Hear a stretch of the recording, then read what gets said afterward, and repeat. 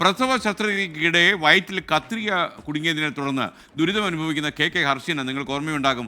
അവർ നീതി തേടി വീണ്ടും സമരരംഗത്തേക്ക് വരികയാണ്. കാരണം ഇത്ര കാലമായിട്ടും അവർക്ക് നീതി ലഭിച്ചില്ല എന്നാണ് നമ്മൾ മനസ്സിലാക്കുന്നത്. അല്പസമയത്തിനകം അവർ പ്രഖ്യാപിച്ചിട്ടുള്ള സത്യഗ്രഹ സമരം കോൺഗ്രസ് നേതാവ് കെ മുരളീധരൻ ഉദ്ഘാടനം ചെയ്യും കോഴിക്കോട്ട്. അഭിജിത്ത് മുഴക്കുന്ന് കോഴിക്കോട് നിന്ന് വിവരങ്ങളുമായി ചേരും. അഭിജിത്ത്, ഗുഡ് മോർണിംഗ്, പറയൂ.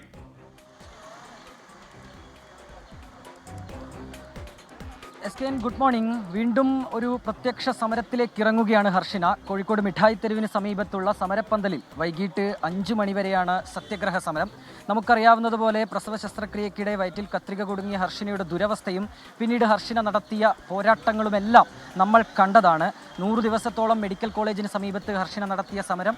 അങ്ങനെ അതിനൊടുവിൽ ഈ ആരോഗ്യ പ്രവർത്തകരായ 2 ഡോക്ടേഴ്സിനെയും 2 നഴ്സിനെയും പോലീസ് പ്രതി ചേർക്കുന്നു.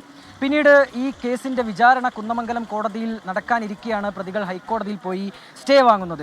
ഈ ഘട്ടത്തിലാണ് ഇപ്പോൾ വീണ്ടും ഹർഷിന ഒരു സമരമുഖത്തേക്ക് വരുന്നത്. എന്താണ് ഹർഷിന വീണ്ടും ഇങ്ങനെ ഒരു പ്രത്യക്ഷ സമരത്തിലേക്ക് കടക്കാനിടയായ സാഹചര്യം? ഇത്രയും അധികം ദുരിതം അനുഭവിച്ചു.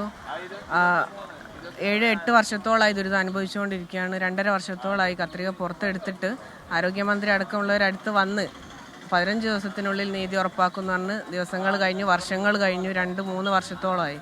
ഇതുവരെ സർക്കാർ എപ്പോഴും ഹർഷിനൻ്റെ കൂടെ ഉണ്ടെന്ന് വാക്കുകളിൽ പറയാന്നല്ലാണ്ട് ഇതുവരെ നീതിയുടെ അടുത്ത് പോലും എത്തിയിട്ടില്ല.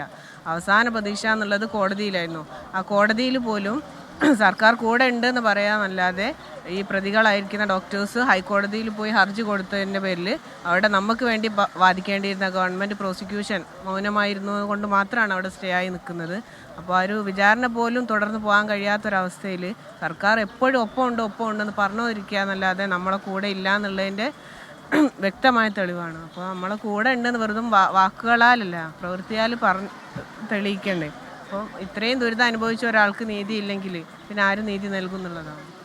ഏതായാലും അങ്ങനെ തന്നെയാണ് പറയുന്നത്. സർക്കാർ ഒപ്പമുണ്ടെന്ന് പറയുന്നു, ആരോഗ്യമന്ത്രി ഒപ്പമുണ്ടെന്ന് പറയുന്നു. പക്ഷേ എന്നിട്ടും തനിക്ക് നീതി ലഭിക്കുന്നില്ല എന്ന് ഹർഷിന പറയുകയാണ്. ഏതായാലും കെ മുരളീധരൻ, PV അൻവർ ഉൾപ്പെടെയുള്ളവർ ഈ സമരത്തിൻ്റെ ഭാഗമായി ഹർഷിനയ്ക്ക് ഐക്യദാർഢ്യം പ്രഖ്യാപിക്കുന്നുണ്ട്. വൈകിട്ട് 5 മണി വരെയാണ് ഈ കിഡ്സൺ കോർണറിലുള്ള ഹർഷിനയുടെ സത്യഗ്രഹ സമരം.